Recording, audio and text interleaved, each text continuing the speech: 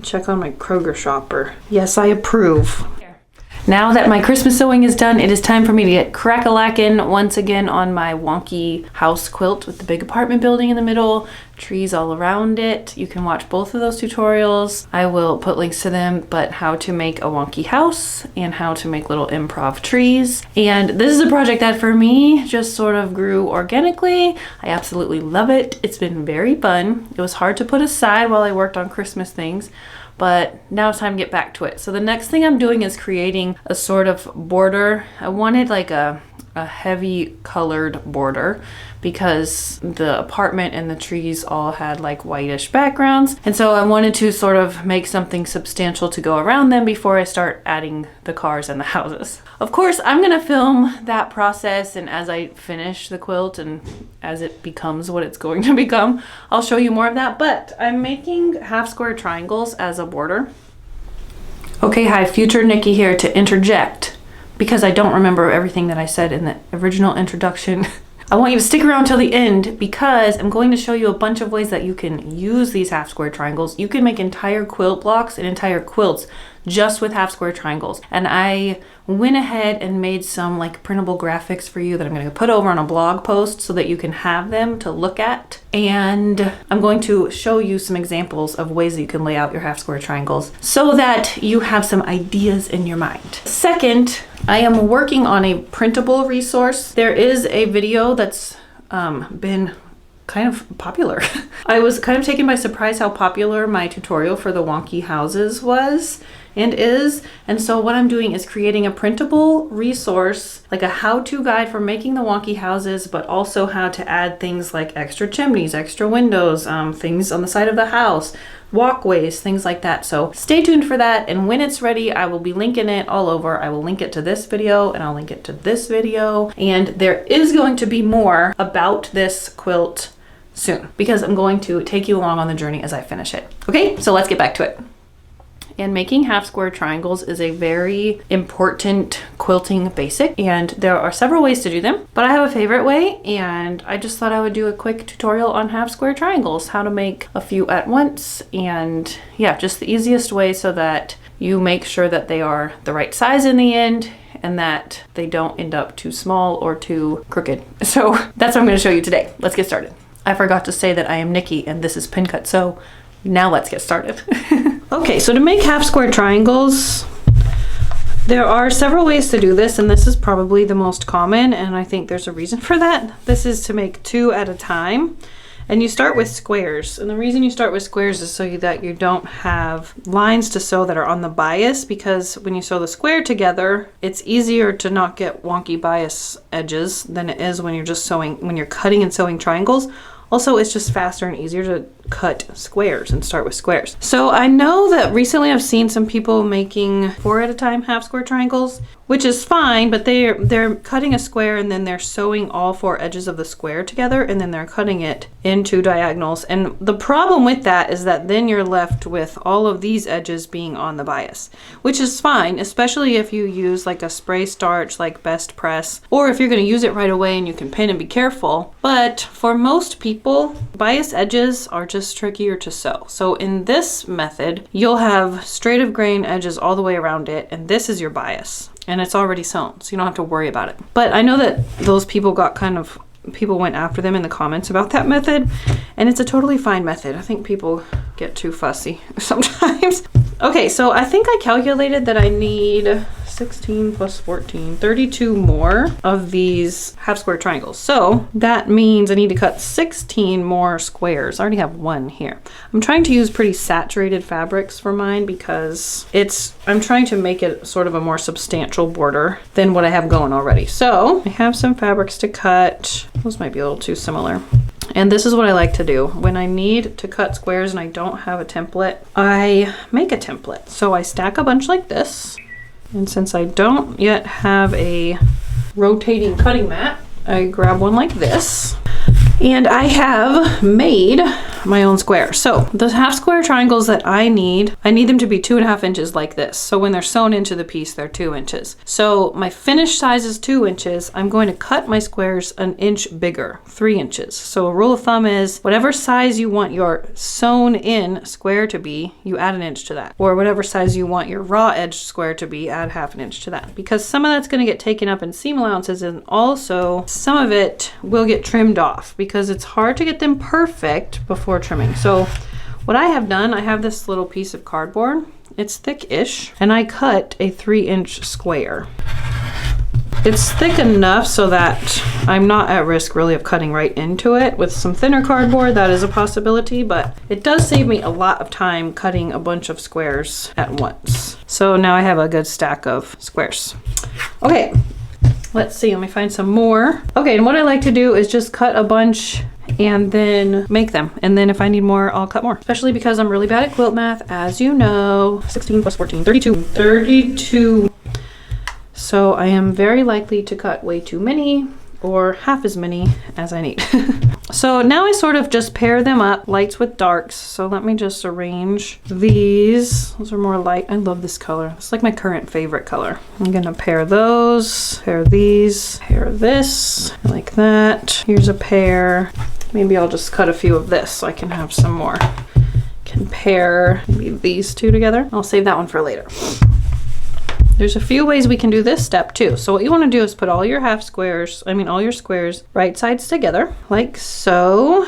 I try to pair lights with darks, but depending on what you're doing, do whatever you want. And because these are getting trimmed later, that hides a lot of imperfections. So things don't square up perfectly because your cardboard template wasn't perfect. Don't stress, it's okay. Okay, so here I have some pairs ready to go.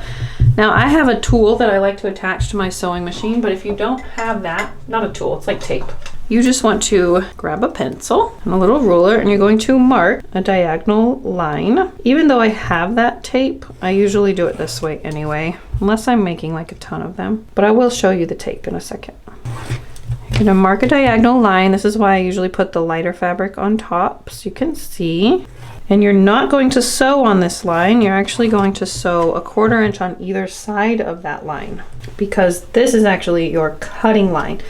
And you can see what I mean by this being the line that's on the bias. But since it's not yet cut apart, it's gonna be really easy to sew without stretching it out.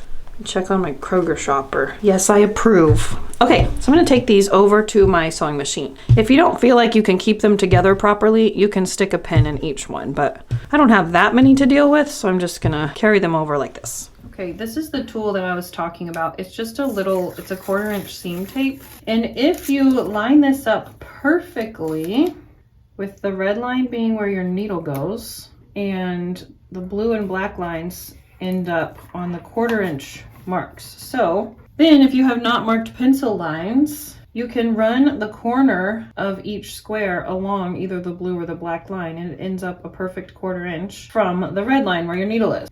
It's a little bit maybe abstract for some people, and sometimes it can be for me, and sometimes I just don't want to bother getting this out lining up, so I mark the pencil line anyway.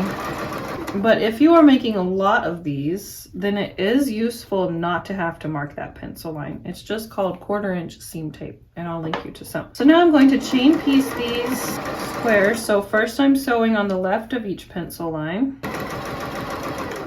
and then I will sew on the right of each pencil line.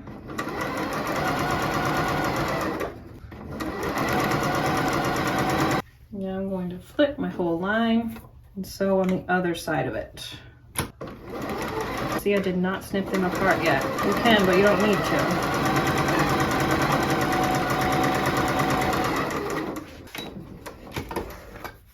Okay, here is my chain of half square triangles. Well, not yet, they're still squares. So let me snip these apart. Now I'm just going to cut down the center.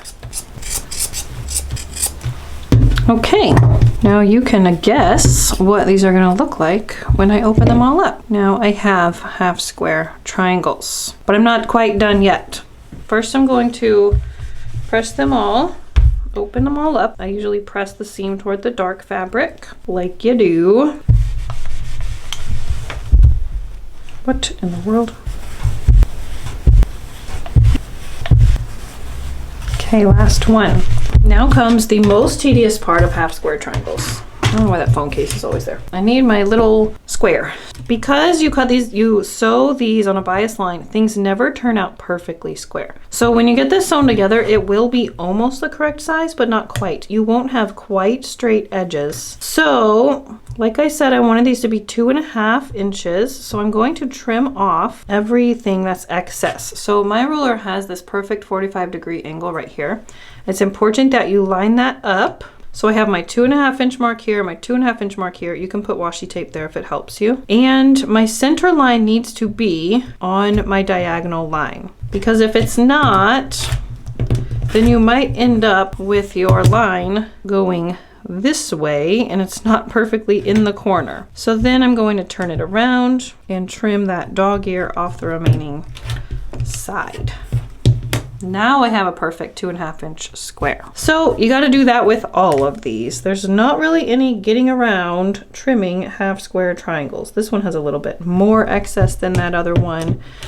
But the trimming step is important because of that bias line. You will never have perfectly square half square triangles when you are done with the sewing step. It's important that you have uniform squares because that will just make your quilt go together correctly. This is another reason why I do them in smaller batches because it makes this step more bearable.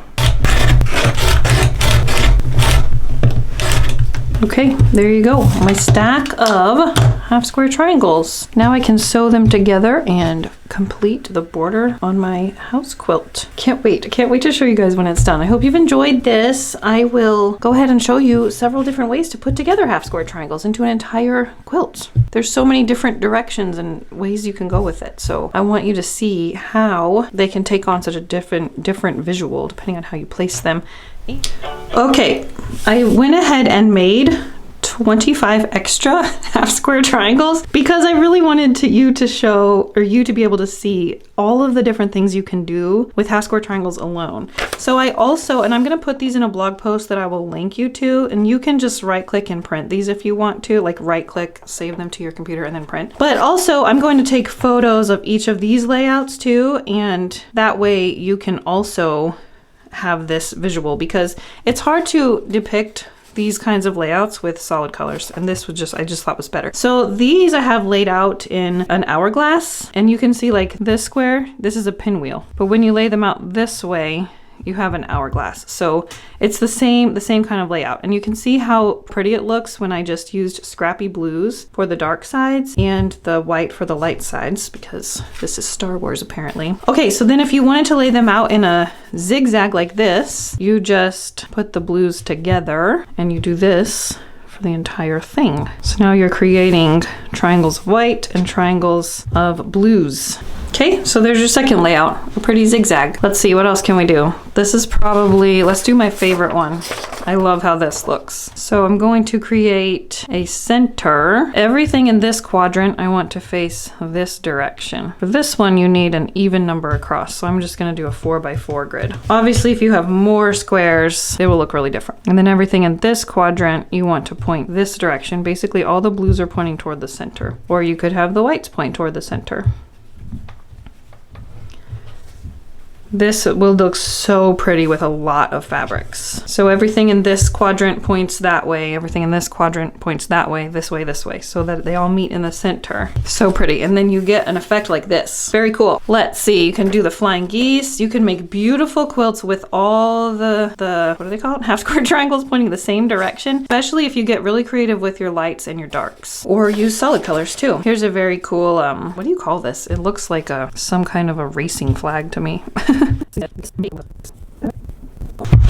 So I hope this has given you some ideas and that you'll sort of take off with your own. Here's a regular flying geese. Flying geese can be kind of a pain to make, so if you can fake it with half square triangles, I say that's a win. So go over to the blog post, grab these if you want. If you really liked this video, please give it a thumbs up and subscribe to my channel because I have a whole list of videos I'm going to be making in the next couple weeks because I just have overflowing ideas. And I will see y'all soon. Bye.